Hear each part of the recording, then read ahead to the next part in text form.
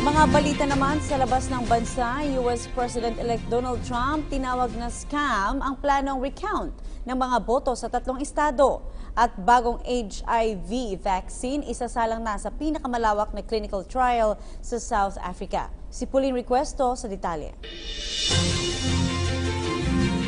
Binatikos ni US President-elect Donald Trump si Hillary Clinton para sa plano nitong makibahagi sa recount ng mga boto sa 3 estado. Ani Trump, si Clinton mismo ang nagsabi noong presidential debates na dapat tanggapin ng matatalong kandidato ang kahihinatnan ng eleksyon, paborable man ang resulta o hindi.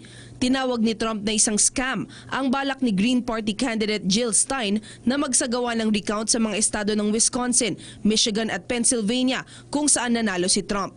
Sa isang tweet, sinabi ni Trump na tinanggap na ni Clinton ang kanyang pagkatalo nang tawagan siya ng dating Secretary of State matapos lumabas ang resulta ng halalan.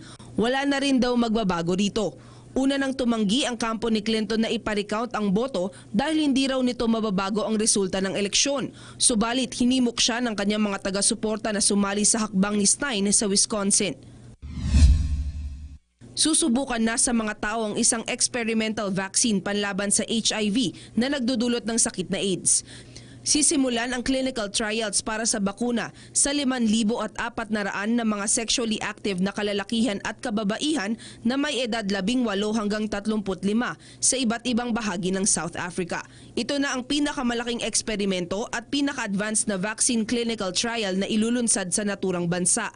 Ayon sa National Institute of Allergy and Infectious Diseases, sakaling magtagumpay ang bakuna ay malaki ang maitutulong nito para bawasan at kalaunay sugpuin ang HIV sa buong mundo.